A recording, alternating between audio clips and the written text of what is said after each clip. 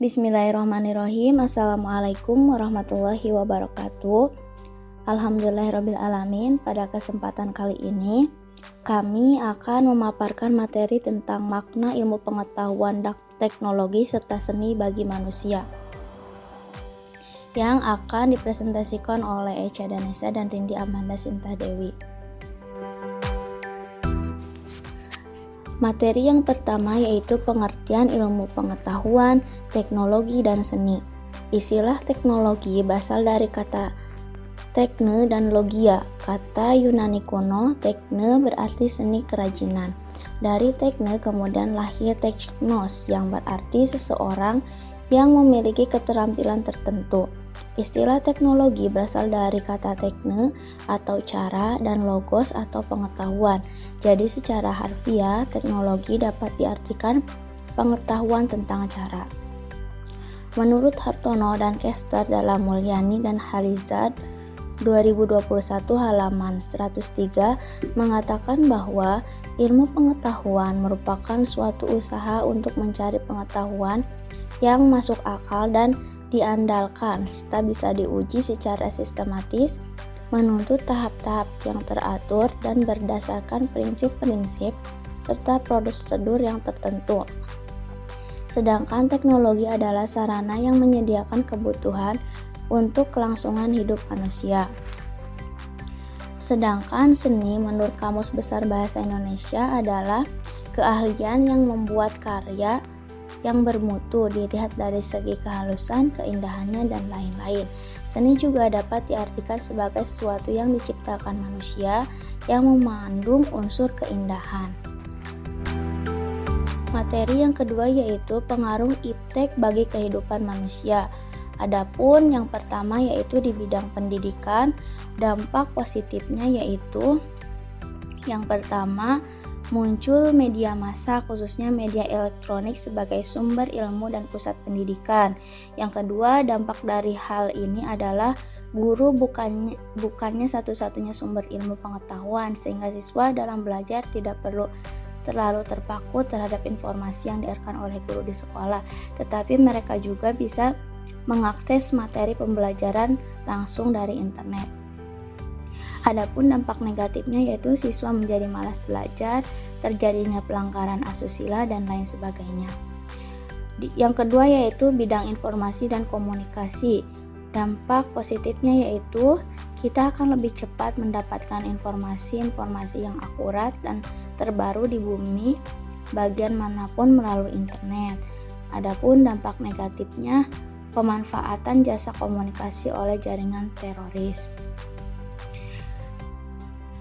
Yang ketiga yaitu di bidang ekonomi dan industri. Dampak positifnya yang pertama yaitu pertumbuhan ekonomi yang semakin tinggi, yang kedua terjadinya industrialisasi, dan lain sebagainya.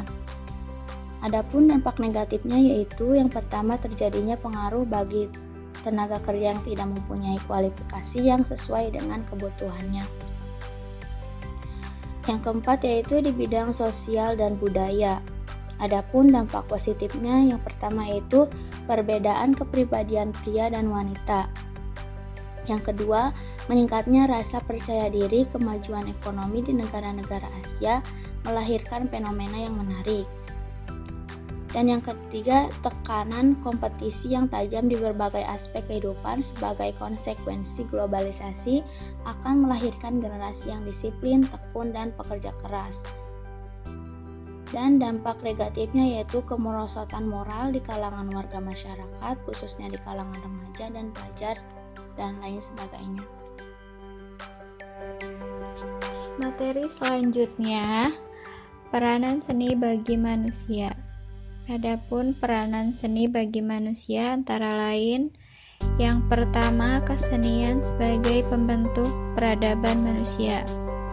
Yang kedua, kesenian dalam kehidupan manusia ikut mendidik manusia dan masyarakat menjadi beradab agar kehidupan manusia menjadi lebih harmonis. Yang ketiga, karya-karya seni pada zaman primitif merupakan alat-alat yang mampu menimbulkan suasana magis dan misterius. dalam pemujaan serta kehidupan pada waktu itu.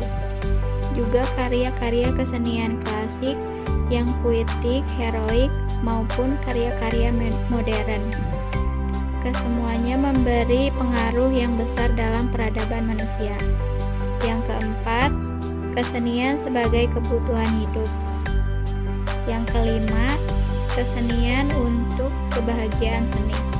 Yang keenam, kesan untuk memberi inspirasi seni dan kebahagiaan seni, terutama kepada seniman.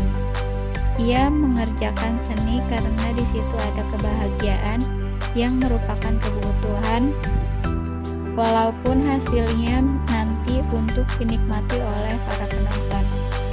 Yang ketujuh, secara keseluruhan, kesenian hanyalah ditunjukkan untuk kebahagiaan manusia, baik kebahagiaan manusia secara materi maupun spiritual. Yang kedelapan, ternyata seni mempunyai peranan dalam kehidupan manusia untuk memenuhi kebutuhan-kebutuhan hasrat, mengungkapkan atau menyatakan perasaan pribadi yang mengenai aspek-aspek pokok kehidupan sehari-hari tentang kelahiran, cinta, perkawinan, iri hati, kematian, dan lain-lainnya. Yang terakhir, di samping memenuhi kebutuhan dalam hubungan kegiatan sosial, kita mengenai situasi politik, ekonomi, kepercayaan, menyatakan keinginan atau tujuan bersama, menyusun komunikasi antar individu, mempengaruhi situasi masyarakat dan lainnya.